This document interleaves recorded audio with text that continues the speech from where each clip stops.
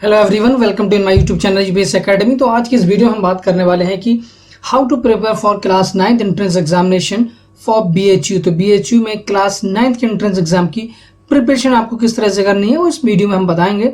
तो इसमें देखिए आपको बहुत सारी चीज़ें ध्यान रखनी है। तो क्लास 8 के जो स्टूडेंट हैं वो इसको क्वालिफाई कर सकते हैं। तो 8 के स्टूडेंट्स हैं उनके लिए तो ये वीडियो इंपॉर्टेंट है। साथ में अगर आप जो है वो जामिया का फॉर्म भर रहे हैं, आप एएमयू का फॉर्म भर रहे हैं, साथ में आप यह जो है वो नवोदय का फॉर्म भरें, तो उन सारे कंपटीशन के लिए वीडियो इंपॉर्टेंट है। स्पेशली इसमें हम बात करेंगे बीएचयू से रिलेटेड, ठीक है। तो इस वीडियो में देखिए हम किस किस के बारे में बात करेंगे, अब यहाँ पर हम जान लेते हैं। तो इस वीडियो में हम बात करने वाले हैं सबसे पहले इंपॉर्टेंट डेट्स की। इंपॉर्टेंट डेट्स क्या हैं बीएचयू के अंदर, तो बीएचयू का फॉर्म कब आता है, कब उसकी लास्ट डेट होती है, एग्जाम उसका कब होना है, तो ये सारी चीज़ें हम इसमें इस पूरी वीडियो में बात करेंगे। नेक्स्ट हम बात करेंगे एलिजिबिलिटी क्राइटेरिया, क्या आप उसके लिए एलिजिबल हैं। आप जो है क्लास 8 में तो पढ़े, ऐसा तो नहीं कि आपकी जो डेट ऑफ बर्थ है उसके हिसाब से गड़बड़ हो गया, आप ओवर एज हो गए या अंडर एज हैं। तो ये सारी चीज़ें हम इसमें बात करेंगे। फिर हम इसमें डिस्कस करेंगे सिलेबस के बारे में। चलो ठीक है, आप एलिजिबल हो गए, इंपॉर्टेंट डेट्स आपको पता है। अब सिलेबस क्या है, आपने फॉर्म तो भर दिया, फॉर्म भरने के बाद सिलेबस क्या है, आपको क्या पढ़ना है, क्या पढ़ना नहीं चाहिए। तो यहाँ पर सिलेबस हमें पता होना। अब सिलेबस पता चल गया, अब हमें पढ़ना कैसे, कौन सी किताबों का यूज़ करें, वो सारी चीज़ें इसमें हम डिस्कस करेंगे। फिर हम बात करेंगे प्रोस्पेक्टस में इसके अलावा क्या दिया है, क्या चीज़ इंपॉर्टेंट है, वो सारी चीज़ डिस्कस करना ज़रूरी नहीं। यहाँ पर हम जो है मेनली जो फोकस करें स्टडी को लेकर कर रहे हैं। बाकी सीट्स क्या होंगी क्या नहीं है उस पर आपको नहीं जाना, वो हम आज डिस्कस भी नहीं कर रहे।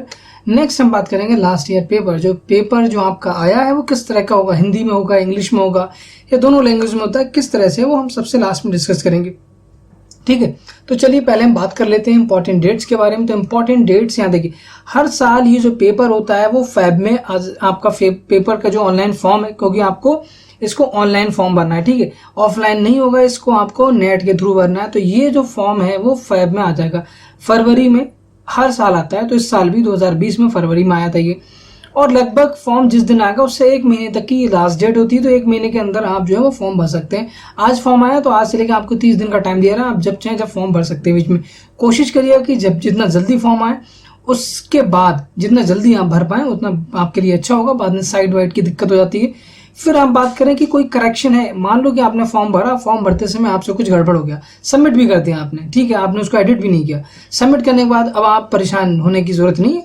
आप जो है वो वेट कीजिए, एग्जाम जो फॉर्म है उसका लास्ट होने का एंड जब लास्ट डेट जब आएगी उसके 1-2 दिन के बाद आपको करेक्शन फॉर्म की, ये प्रोस्पेक्टस में आपको पहले ही पता चल जाएगा जिस दिन आप फॉर्म भर रहे हैं कि आपकी जो है डेट ऑफ करेक्शन से इस बार जो है वो 20 फेब को जो है वो आपका फॉर्म स्टार्ट हुआ, 21 मार्च को लास्ट हो जाएगा, 23 मतलब 1 दिन का गैप करके अगले दिन से ये करेक्शन फॉर्म स्टार्ट हो जाएगा। तो 23 से 28 लगभग आपको 6 डेज यहाँ पे मिलने, उन 6 दिनों के अंदर आप अपने फॉर्म को मॉडिफाई कर सकते हैं। फिर यहाँ पर आते हैं एडमिट कार्ड। अब सब कुछ हो गया, करेक्शन भी हो गया, एडमिट कार्ड कब आएगा। एडमिट कार्ड जो आएगा, देखो आपने फॉर्म फरवरी में भरा, मार्च निकल गई, अप्रैल में आपका एडमिट कार्ड आ जाएगा और मई में आपका पेपर हो जाएगा। तो ये देखो ये आपका जो है वो मई में पेपर हो जाएगा। यहाँ पर 5 मई को इस बार 2025 मई को पेपर था। तो ये जो है मई के आसपास, मतलब एक अप्रोक्सीमेट डेट मान के चलिए, नेक्स्ट ईयर भी लगभग यही होने वाली है, ठीक है। अब हम बात करते हैं कि प्रोविजनल आंसर की आपने एग्जाम दे दी, आपने जो एग्जाम दे दिया, ठीक है, एग्जाम आपका हो चुका है। तो यहाँ पर लास्ट क्या था, डेट ऑफ एंट्रेंस एग्जाम। तो ये एंट्रेंस का जो टेस्ट है, जो टेस्ट का जो डेट है वो तो आपको 5 मई मिल गई। अब एग्जाम दे चुके हैं आप, उसके बाद आपकी जो है वो answer key has been uploaded to enable candidate challenge. तो कैंडिडेट आंसर की जो है वो वहाँ पर अपलोड होगी और उसमें आपको चैलेंज किया जाएगा कि आप बताएं कि इसमें कुछ गलती तो नहीं है, ऐसा तो नहीं कि हमने जो आंसर की वो गलत है। तो उसमें आपको चैलेंज दिया जाएगा, आप रजिस्टर कर सकते हो, कुछ पैसे लगते हैं उसमें, है ना। अगर आप मोर कॉन्फिडेंट हैं कि आपने जो क्वेश्चन का आंसर दिया वो एग्जैक्ट सही है तो आप उसमें जो है वो चैलेंज कर सकते हैं उनकी आंसर की को। फिर आंसर की कुछ डेट होगी, 4-5 दिन का टाइम दिया उन्होंने। फिर फाइनल आंसर की जो अपलोड हुई है वो अपडेट करके, अगर कुछ गलतियां हो जाती हैं फॉर्म में, तो अगर उसके आपके जो पेपर है उसमें कुछ गलतियां, उनसे कुछ हो सकता है कोई ऐसा क्वेश्चन आया हो जिसके चारों ऑप्शन ही गलत हों, कोई ऑप्शन ना हो, तो आपने चैलेंज किया तो उन्होंने उसको एक्सेप्ट किया, उसके बाद उसको बोनस कर दिया। या हो सकता है कि उन्होंने जो आंसर दिया हो वो गलत दिया हो, आपने जो आंसर बाद में उनको चैलेंज किया वो सही है, तो उसको वो करेक्ट करेंगे, मॉडिफाई करेंगे। तो आपको यहाँ पर फाइनल आंसर की अपलोड हो जाएगी। फिर हम बात करते हैं टेंटेटिव जो रिजल्ट डिक्लेरेशन है, जून में रिजल्ट आ जाएगा आपका, और जुलाई से आपके देखिए ये आपका जो है date of counselling admission for external candidate June के लास्ट वीक में आपका ये सब हो जाएगा फाइनल, और मान के चलिए कि क्लासेस स्टार्ट हो जाएंगी आपकी, ठीक है। तो ये आपका हो गया सारी डेट, मतलब पूरा प्रोसीजर आपका हो गया। अब हम बात करते हैं कि एलिजिबिलिटी क्या है। एलिजिबिलिटी क्या है आपका, सब आपको पता चली क्या कि आप कोई डेट वेट क्या है। अब एलिजिबिलिटी की इसमें बात करते हैं, तो एलिजिबिलिटी देखो क्या है, आप 13 ईयर्स से लेके 15 ईयर्स आपकी डेट जो है डेट ऑफ बर्थ होनी चाहिए। जो आपकी एज है वो 13 साल से कम नहीं और 15 साल से ज़्यादा नहीं होनी चाहिए। कब इन्होंने एक रेफरेंस डेट टाइम दिया है, डेट दी है कि 30 सितंबर 2020 को आप 13 ईयर्स से छोटे नहीं हो और 15 साल से बड़े नहीं होने चाहिए, ठीक है। इसका मतलब आप जो है वो 2005 30 सितंबर 2005 से पहले आपकी डेट ऑफ बर्थ ना हो और 2007 के बाद की ना हो। 30 सितंबर 2007 से बाद में आपकी पैदाइश नहीं हो। नेक्स्ट बात करते हैं और क्या एलिजिबिलिटी है। तो एज रिस्ट्रिक्शन बहुत खतरनाक है इन सारी यूनिवर्सिटीज़ में, चाहे आप एएमयू ले लें चाहे जामिया ले लें, सब में एज रिस्ट्रिक्शन बहुत स्ट्रिक्टली फॉलो करते हैं वो लोग, ठीक है। Passed in the class 8 examination, तो क्लास 8 में आप जस्ट पास आउट होना चाहिए। क्लास 11 की तरह नहीं कि आपकी इतनी परसेंटेज होनी चाहिए, 60%, 50%, 45%, 55%, इस तरह का कोई भी परसेंटेज का यहाँ क्राइटेरिया नहीं, जस्ट पास आउट होने चाहिए आप जो है वो एलिजिबल है। अगर आपने डेट जो है वो एकदम आपकी एकदम सही है, मतलब आपका एज रिस्ट्रिक्शन नहीं है आप, और क्लास 8 अगर आपने पास किया तो आप आराम से फॉर्म भर सकते हैं। फॉर्म जब भर लेंगे आप तो उसके बाद फॉर्म आपका फिल हो गया। अब आपको एग्जाम देना है तो आपको सिलेबस पता होना चाहिए कैसा पेपर आएगा, कितने क्वेश्चन होंगे, उसमें कितने नंबर का कितने क्वेश्चन होंगे। देखो तो इसमें जो है वो क्लास 8 का जो आपका सिलेबस है टोटल एग्जैक्टली वही है। तो क्लास 9th में आप जा रहे हो तो 8 का ही तो पूछेंगे, 7th का तो पूछेंगे नहीं। तो क्लास 8 में जो भी आपका सिलेबस है, English, Hindi, mathematics, social science and general science, जितना भी ये है यही आएगा, एग्जैक्ट यही आएगा। अब इसको पढ़ना कैसे है, तो जो एनसीईआरटी है आपकी, ठीक है, उसके बारे में भी मैं डिस्कस करूंगा नेक्स्ट आने वाली स्लाइड में। तो ये 5 आपके सब्जेक्ट हैं, इन 5 सब्जेक्ट के 100 क्वेश्चन होंगे और 100 मार्क्स के क्वेश्चन आएंगे। तो 100 क्वेश्चन होंगे, 1 मार्क्स का 1 क्वेश्चन होगा, तो 100 मार्क्स से हो जाएंगे। जो स्टूडेंट सबसे ज़्यादा नंबर लाएगा तो उसको वो पूरी एक रैंक बनेगी, रैंक के अकॉर्डिंग जितनी सीट्स होंगी उसके अकॉर्डिंग ले लेंगे। तो सीट्स को लेकर आप परेशान ना हो, आप ध्यान दें, अपनी पढ़ाई पर फोकस करें अच्छे से, वो चीज़ बहुत इंपॉर्टेंट है। अब इसमें प्रिपरेशन आपको करनी कैसी है, तो जैसा मैंने बताया कि आपको क्लास 8 का आपको ध्यान रखना है। अब क्लास 8 में जो है वो कौन कौन सी बुक्स पढ़नी है आपको, ठीक है। तो सिर्फ स्कूल वाली बुक से काम हो जाएगा या नहीं होगा, तो मैं कहूँगा कि 90% आप काम है, लेकिन फिर भी आप जो है सेफ मोड में रखें, 100% प्रिपरेशन करें।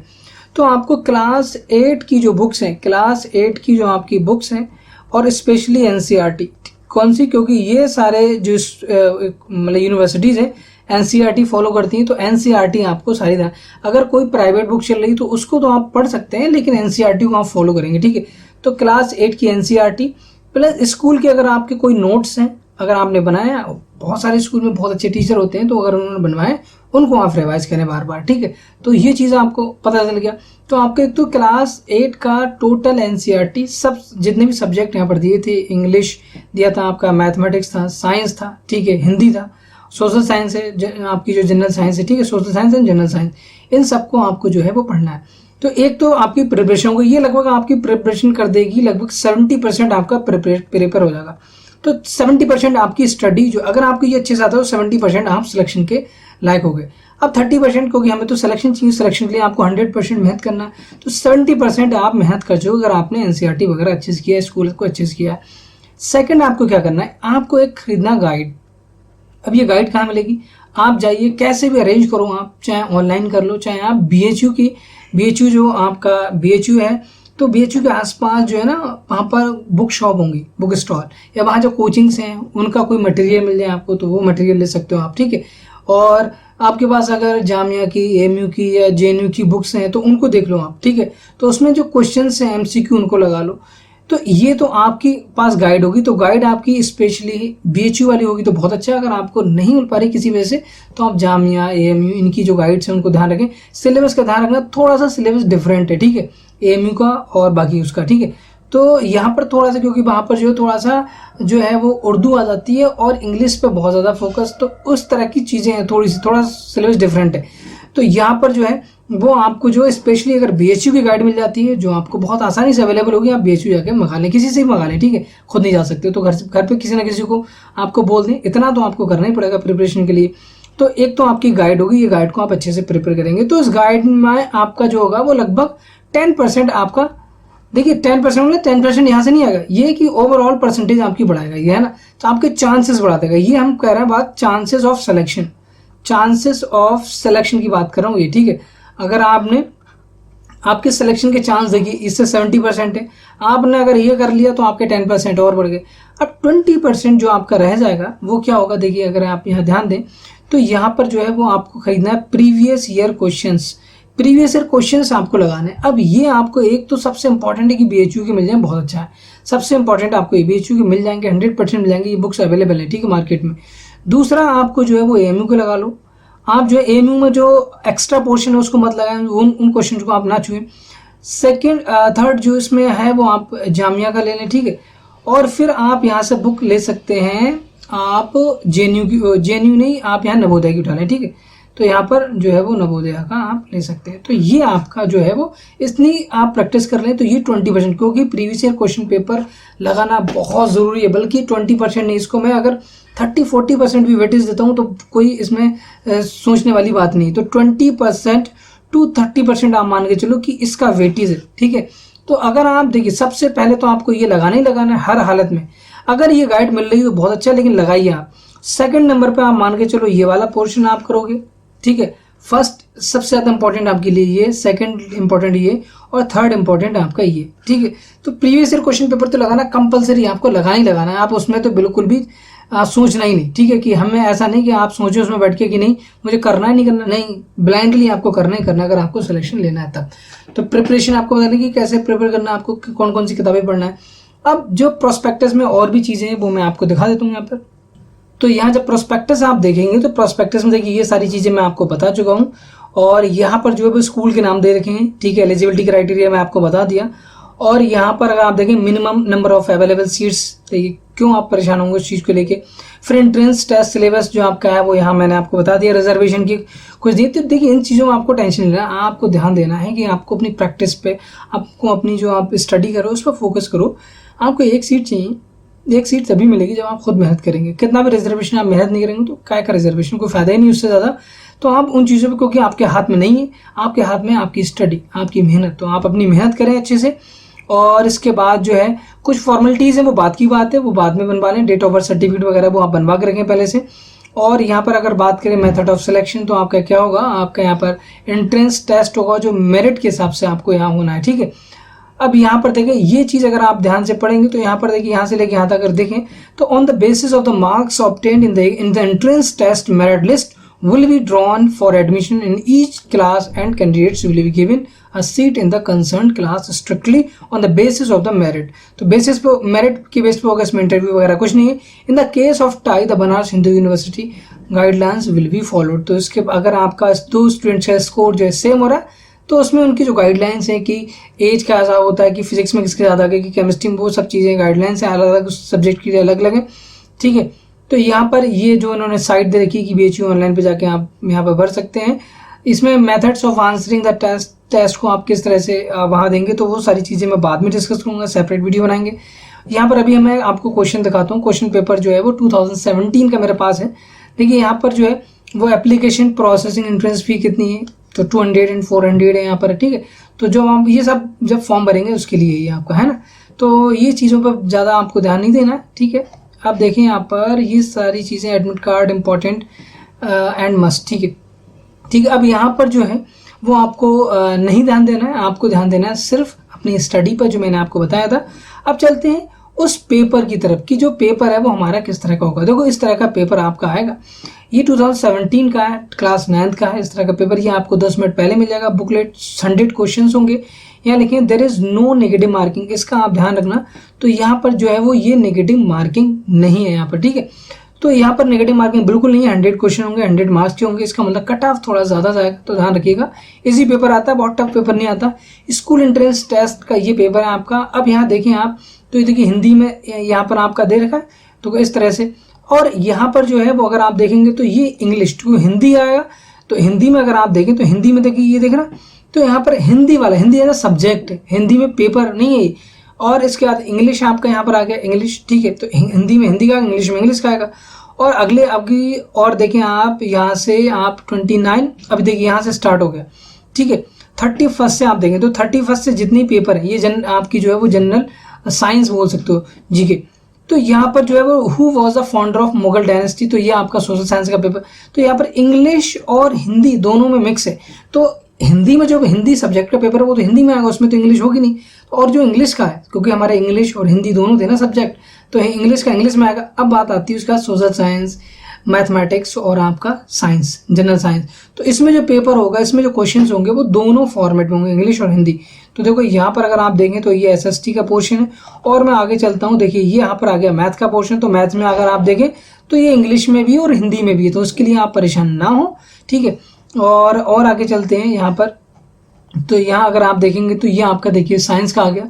तो साइंस में तो इंग्लिश और हिंदी दोनों में, तो इन चीज़ों को लेकर आपको परेशान होने की बिल्कुल ज़रूरत नहीं है, ठीक है।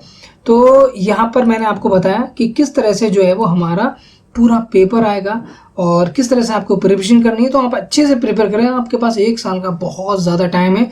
अगर आप सीरियसली पढ़ लेंगे तो आपका क्लास 8 तो अच्छा जाने ही जाने वाला है, प्लस आपका सिलेक्शन भी हो जाएगा। और आपका सिलेक्शन जाया नहीं जाएगा, आप जो है वो एएमयू का फॉर्म भर सकते हैं, आप जो है जेएनयू का, आप जो है वो जामिया का फॉर्म भर सकते हैं, आप जो है वो नवोदय का फॉर्म, तो सारे फॉर्म भरिए ना एक साथ। आप जो है अपने तरफ 100% करिए। अगर किसी वजह से एक आध में रह जाता है तो बाकी में हो जाएगा ना कहीं तो हो ही जाएगा। अगर आप अच्छे से, बहुत अच्छे से प्रिपरेशन, तो सभी में हो जाएगा। आपके पास ऑप्शंस होंगे, जो आपको अच्छा लगे उसमें आप एडमिशन है, लास्ट कॉल होगी वो आपकी, ठीक है। तो आज की वीडियो में इतना ही रखते हैं। नेक्स्ट वीडियो जल्दी ही किसी न किसी एक अच्छे टॉपिक पे लेके आएंगे। और एंट्रेंस एग्जाम से रिलेटेड जो है वो बहुत सारी वीडियोस मेरे इसमें पड़ी हैं। आप एएमयू की वीडियोस और बीएचयू की वीडियो, एएमयू की और जामिया की बहुत सारी वीडियोस मैं ऑलरेडी बना के रखा हूँ। तो क्लास 9th की, बल्कि एएमयू की तो बहुत सारी वीडियोज़ मैंने बनाई, तो वीडियो ज़रूर देखें। तो आज की वीडियो में बस इतना ही। नेक्स्ट वीडियो मिलते हैं, तब तक के लिए बाय, टेक केयर, जय हिंद, अपना ख्याल रखिएगा। I am Atiq Ahmad, signing of.